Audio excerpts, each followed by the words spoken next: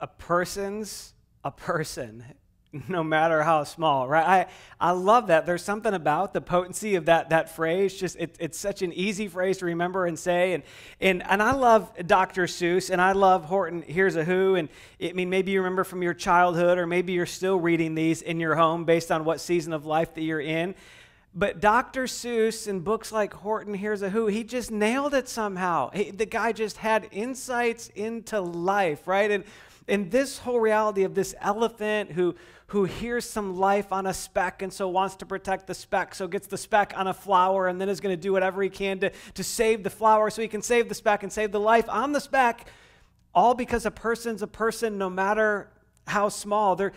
There's just something about it that kind of captures us, right? I wonder, like, if Dr. Seuss knew when he was writing books that he was going to be resonating with people for generations. I wondered, like, when Dr. Seuss wrote books, did he know, man, I'm just going to speak right into the middle of people's souls with what I write? Because that's what it feels like happens with books like Horton Hears a Who, right? It's why even as adults we want to come back to them. And I think this one in particular, this idea that a person's a person no matter how small, that resonates with us so deeply because probably most of us, actually, I mean, probably all of us, somewhere along the way, we've had these moments. In fact, for many of us, we've had a lifetime of moments where we felt small. We felt small, or we were treated small, or maybe we even made some personal decisions that made us feel small. We all kind of identify with that a little bit. Maybe it's at recess, it's on the playground, and the teams are getting picked, and you really know which team you want to be on. You know whose team you should be on if you want to win, but somehow you never quite get picked for that team. Maybe it's the friend group that you have, and you love them, and you know they love you. You love your friend group. But there's this other group of people that you're often intrigued by and you wonder about, and when you rub shoulders with them, some of them are kind to you and some of them are not, and you find yourself wondering, why am I not in that group too? And you feel a little small because you're not. Maybe it's those parts of your life where you work really hard at something, and you've tasted a little bit of accomplishment and you love it and your passion is high, so you're continuing to work at it. But there's some other people who haven't worked at it quite as long, and they haven't worked at it quite as hard. But the accolades and the accomplishment comes a little faster, and you try and celebrate them, but you also kind of find yourself feeling small. Maybe it's your parent. Maybe you're young, you're in elementary school or middle school, and it's your parent. Maybe you're an adult, and it's your parent. And they don't see you the way you wish they would. They don't see what you wish they would. And somehow you maybe don't put a vocabulary to it, but you leave interactions with that parent or those parents, and you just feel smaller than you wish you were, than you wished you felt. Maybe it's the job front, and you applied for that job, and you got passed over. And that's okay. But then you got passed over again, and again, and maybe again. And you even understand all the reasons why, but there's still something that can make us feel small in the middle of that. Sometimes it's just our own failures, right? It's our own misses. I can't count the number of times that just as a husband, I have blown it. I've been selfish. I've missed moments. I've said things I shouldn't have said.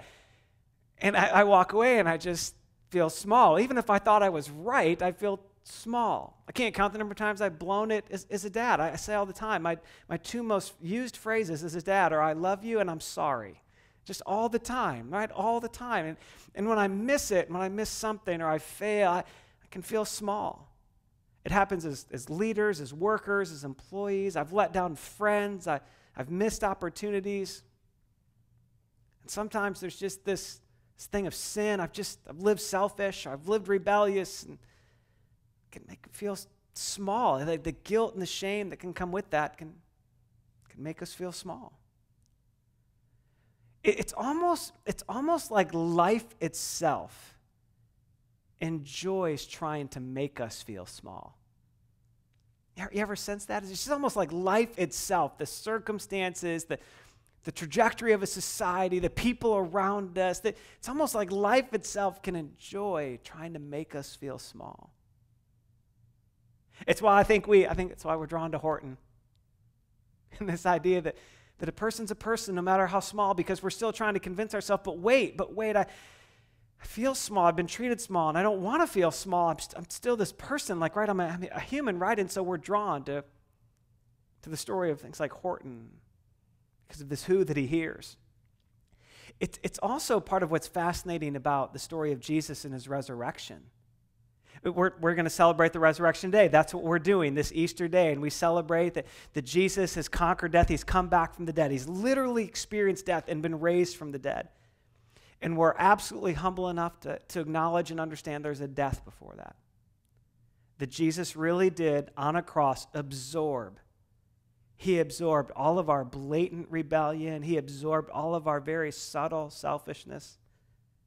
He absorbed all of the places and ways which we would live like God was somehow holding out on us. And he did that so that he could offer us forgiveness, he could offer us grace, so that he could create the opportunity to experience the only thing he's ever really wanted, which is to be with us. Jesus like puts on display the most pure and sacrificial love we could ever see. For the simple fact that his heart is compelled by his desire to lovingly be with us. And even today, I mean, some of you, you'd find your heart kind of captured by that reality, that there's a Jesus who is trying to do more than balance a moral code or run a spiritual transaction of some kind. He was making a way to be with us so that we could be with him, so that we could be captured by his love. And so we're humble and aware that there is a death. But then there's this resurrection, which is pretty fascinating in its own right. There is a coming back from the dead. There is the one who was dead is now alive. And that's fascinating in its own right? That there was death and now there's life. But there's even more to it. There's even some other layers that the fascination just keeps getting deeper and deeper. There are so many facets to it. And so what we're going to do in our time together is we're just going to kind of look over the shoulder of some of the first people involved in the events around the resurrection of Jesus. And if you've got a Bible with you, if you want to scroll on your phone, we're actually going to look in what we have in the New Testament of the Bible is the historical document of Mark, written by a guy named Mark who wrote about the life of Jesus, and he starts with Jesus' time on earth, and we kind of get to the end of his document, and we're reading about Jesus' resurrection. If you grabbed one of these blue worship center Bibles when you came in, we're going to be on page 713, and you can just take this. When you leave today, you can just take it. If you don't have a Bible or you need a new Bible, just take it. Let it be our gift to you. But we're going to look just kind of over the shoulders of the people involved in the resurrection story. And here's the setting. Jesus has been crucified. He has been placed in a tomb. His closest followers have run. They're in hiding. They're scared. They're understandably confused. They probably feel a little small, like we devoted 3 years to follow this guy and now he died. We thought he was going to overthrow a government and now he's in a tomb. And there's lots of confusion, lots of fear because now they're associated with him. And we're going to pick up the story right there in those moments. Mark chapter 16, and these are the words that we find recorded. When the Sabbath, or this day of rest for the Jewish people, was over, Mary Magdalene, Mary the mother of James, and Salome, these three women, they bought spices so they might go to anoint Jesus' body. The custom of the day was that some things would be done to preserve the body. Very early on the first day of the week, just after sunrise, they were on their way to the tomb, and they asked each other, hey, when we get there, who's going to roll away this stone for us? But when they looked up, they saw that the stone, which was actually really large, had already been rolled away. And so they just walked into the tomb. And when they walked into the tomb, they saw a young man dressed in a white robe sitting on the right side. And they were kind of taken aback by that. They were a little alarmed by that. There's an angel in the tomb where they're looking for a dead guy. And so it captures them a little bit. And so he says, don't be alarmed. You're looking for Jesus the Nazarene. He was crucified, but here's the news. He actually has risen. He's not here anymore. He's living. He's not where you're going to find dead people. See, that's the place where they laid him. But now you ladies, go tell his disciples, and make sure you include Peter. Go tell them that Jesus is going ahead of you into Galilee. There you will see him, just as he told you. In verse 8, I love this. Trembling and bewildered, the women went out, and they fled from the tomb, understandably so, and they said nothing to anybody because they were so afraid. Now, what we know is they actually, somewhere along the way, did tell somebody. That's how we actually have this account. So there's this little regrouping, the fear settles a little bit, and they go and they tell these disciples. Now, there's a resurrection there, right? There's a tomb that did have the dead body of Jesus that now, that's not where he is. There's been this resurrection. That in its own right changes everything. Jesus beats death. He absorbs death and then he beats it, which is incredible and fascinating, and it's what gives us life. But it's also kind of interesting to think about who's part of this story. There's 3 women that go to the tomb. There's 3 women that are the first ones to hear that Jesus has been resurrected. There's 3 women that are charged with being the first people to tell about the resurrection, which feels like, oh, okay, I mean, neat, that's cool, right? I mean, but we got to understand how big that is. See, in the culture of the day, women were completely discredited. Women didn't have a voice.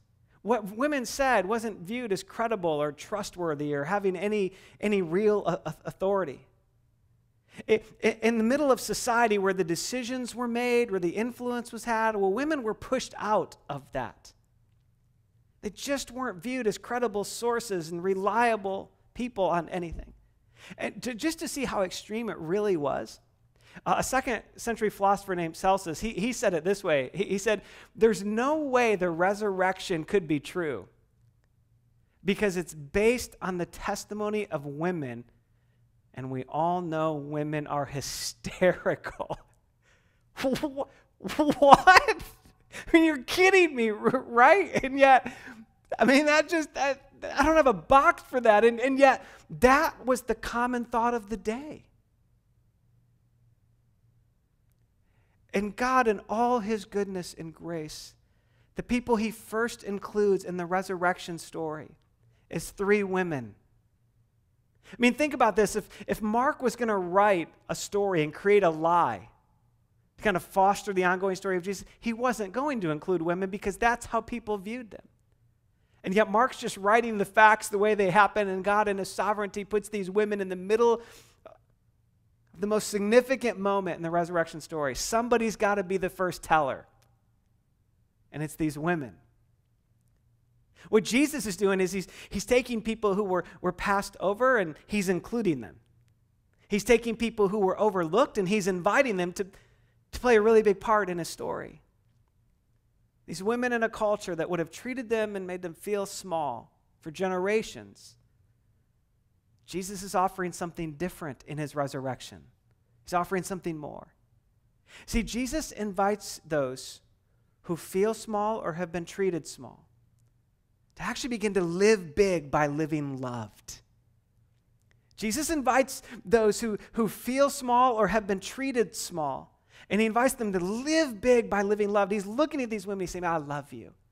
I love you. I know that's not what you've heard for all of your life. I know that's not what society has really communicated to you, but I love you. I love you so much that I'm inviting you into this really significant part of my story. I don't know where you feel small. I don't know where you've been treated small. I know we've all experienced it. And at different degrees and different levels and different times of life. But I know that what's true for those women in that story is true for us. That part of why we get the details of the resurrection story is to hear that it is about an internal life transformation. And it's about some deep layers of healing and building of significance and worth. Because Jesus invites those who feel and are treated small to live big by living loved. And here's the thing. That alone, okay, got a resurrection, that's mind-boggling. And now Jesus is completely turning the societal apple cart upside down by including these women in a central part. And yet there's even more than that, because who does Jesus tell the women to go tell? He says, go tell the disciples, and oh, by the way, make sure you include Peter. And here's why that matters, because remember, these are the disciples that in the hour of Jesus' greatest need, they all went away. They all got scared. They all ran to hide. They all saved their own lives. And Peter, who had been the most vocal follower of Jesus, he was the one who actually vocally denied ever knowing Jesus when the time got tough.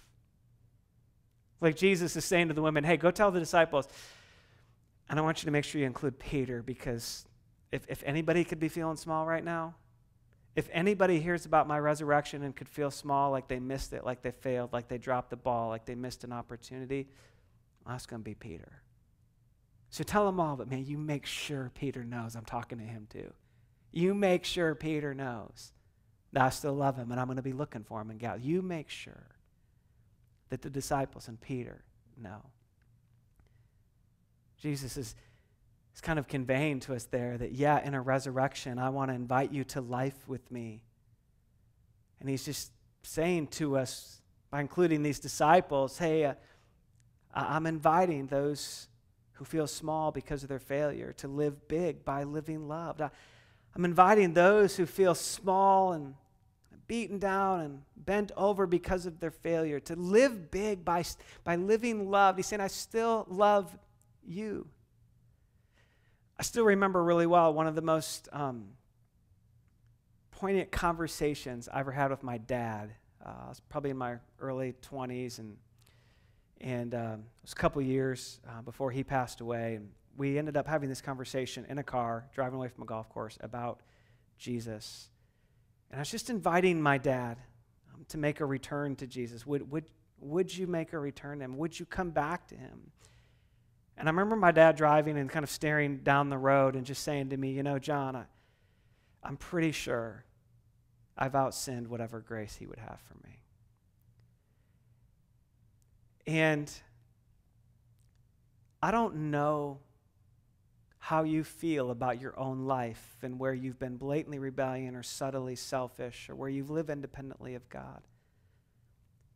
But I can tell you that if you feel anything like my dad felt on that car ride, Jesus would love to say to you today, but wait. I want to invite you to live big by living loved. You don't have to feel small. I got enough grace for your shame. I got enough grace for your guilt. I want to invite those who feel small because of their failure to live big by living loved. That's why I absorb so much on a cross. That's why I beat death. That's why my resurrection matters. I don't know where you feel or treated small, and I don't know where you might feel small because of your failure, but I know the resurrection always leaves us with this question of Jesus looking at us, and with all of that love that fostered these events, with all of that love saying, would you follow me? Would you follow me? I'd love to help you live big by living in my love. And let's be clear about what living big does not mean. It doesn't mean that if we become a follower of Jesus, somewhere now we're going to have all of a sudden this big personality and overwhelm the world and be loud. And it doesn't mean anything like that. To live big by living love simply means that we get to live with a peace like we've never known before. There's nothing that brings peace to our lives like knowing we're loved by someone who would love us so purely and so sacrificially. To live love means living in that peace like we've never known before. To live love means living out from underneath the weight of trying to prop up our own significance. Man, listen, I'll just be honest with you. I've spent a huge portion of my life trying to just internally prop up my own significance, trying to prove to myself that I matter and that I have worth. And that is exhausting. And Jesus says, look, I don't want you to have to live like that. Would you live big by living loved and live out from underneath the weight of trying to prop up your own significance? And when we begin to experience that peace like never before, and we begin to live out from underneath that weight of propping up our own significance, we find ourselves just compelled to express that love. When we're living big by living love, we just start naturally wanting to express that love to people because it becomes something we treasure so much that it has to be shared. It starts leaking out of our lives. That's what living big is. It's living with a peace like never before. It's living out from underneath the weight that pushes us down when we're trying to prop up our own significance. And it leads to us just living naturally, expressing the very same love we're receiving. That's what Jesus invites us into in his resurrection. He just looks at us and he says, look, I know you've probably had moments where you feel small and have been treated small. I want to invite you to live big by living loved. I know the failures are many. Welcome to humanity. But I want to invite you to live big by living loved. And it just leaves us with this question every time we consider the resurrection. Is Jesus just lovingly looking at us and saying, would you follow me? Would you accept my forgiveness and my grace? And would you do more than take a religious transaction or try and balance a moral scale? Would you follow me? I've done all this because the only thing I've ever really wanted is to be with you. Would you follow me? Now, you might have been around church enough or been to enough Easters to kind of have an idea of that maybe the next thing we should do is bow our heads and close our eyes. We're going to have this prayer moment, but we're not actually going to do it that way. A little bit earlier, you got a connection card. You passed them down a road, and it's just one especially for Easter, and there were a couple things that we asked you to fill out there. I want to invite you to take that back out and just kind of put it in your hand. There's one more survey on the back, and I want to walk you through it. You'll see it's 4 letters, A, B, C, and D. And before I tell you what they are, let me tell you what's true. All of us are one of these 4. I hope all of us fill it out. And if you don't, you're still one of these 4. It's just, we just all know we're going to be one of these 4. And I want to just walk you through this with this question in mind. Would we live loved by following Jesus? Let's just leave that question in front of us. That's the question of Jesus in his resurrection. Would you live big by living loved? And maybe somewhere along the way, don't fill anything out yet, but maybe somewhere along the way you'll mark an A, which is simply, I'm already following Jesus. I'm already following Jesus. It doesn't mean I'm perfect, and it doesn't mean I get it perfect every time. But I'm in a relationship where I'm having conversation with Jesus. He's shaping and transforming my life. He's convincing me more all the time of how much he really does love me and how much significance I really do have in relationship with him. He's convincing me more and more all the time that I really am the apple, the center of his eye, that I'm a treasure to him. I'm walking in that relationship. I'm following him. I'm letting him lead. Maybe that's you, and that's great. And again, it's not always perfect. It's not always easy. But it's this following of Jesus in relationship with him. But maybe some of you, today's the day you'll mark B, where you're just going to say, you know what, I'm beginning today following Jesus. Today, I'm beginning to follow Jesus. I want that kind of love, that kind of sacrificial, pure love. I want that.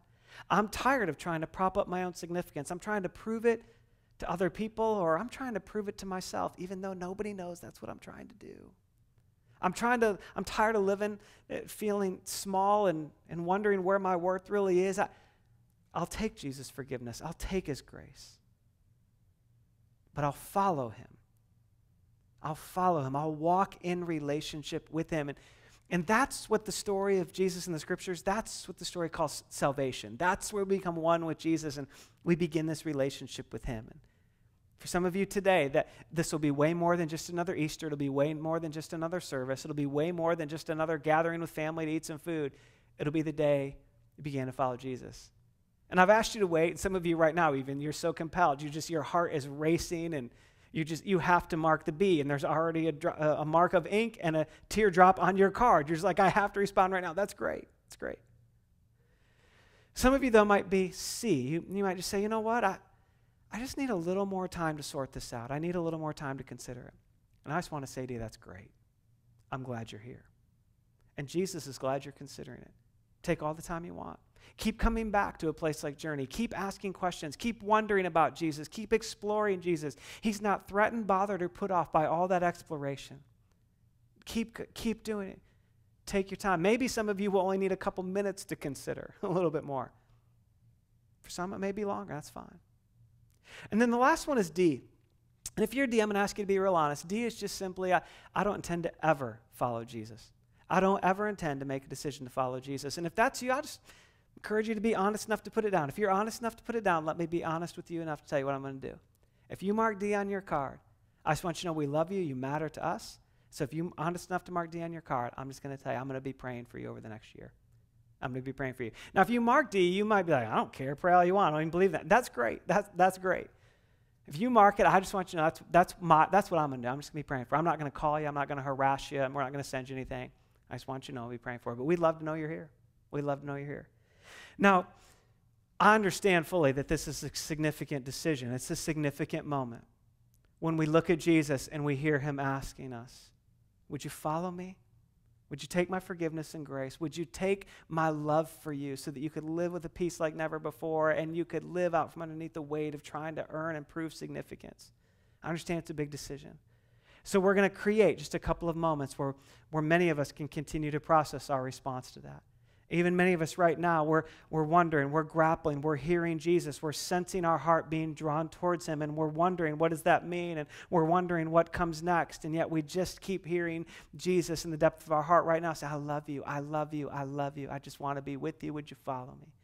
So we're going to create a moment where we can just respond to that. We're going to just sing a song that really, in many ways, talks about how Jesus views us before we view ourselves in the same way that he views us. And we're going to sing that and use it as a time to continue to respond. Some of you will mark B somewhere while we sing this. Some of you you'll mark a B and you'll say, yeah, that's it.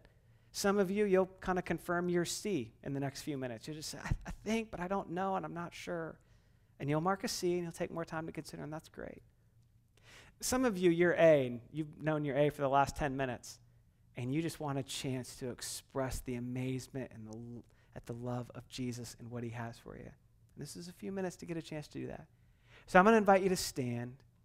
And as we prepare, I'm just going to pray for us. And we'll engage this time of response. Let's pray together, and then we'll sing together. Jesus, we're grateful beyond measure that you would come in such a way that you include people who had historically been a little bit pushed to the side, almost discarded. And that, God, you would make this concerted effort in your resurrection story to also instantly include people who probably could have felt like the greatest failures. Your love for us, your desire to be with us, your desire to love us in a way that allows us to live big is so compelling to us. We really do find ourselves drawn to you. So in these couple of minutes, as we sing about really how you do view us and see us and the lengths you go to reach us, we just invite you to continue to speak right to the core of our being. Continue to remind us and convince us of your love for us. And for those in the room who will right now make a decision to begin following you, may you just confirm in the depths of their heart how excited about that you are, how much you really do love them, and that all of heaven really does celebrate that. So Jesus, we give you these few minutes. We continue to give you our hearts. Thanks for inviting us to follow you. We pray these things, Jesus, in your name. Amen. Let's take a couple of minutes and just sing this together.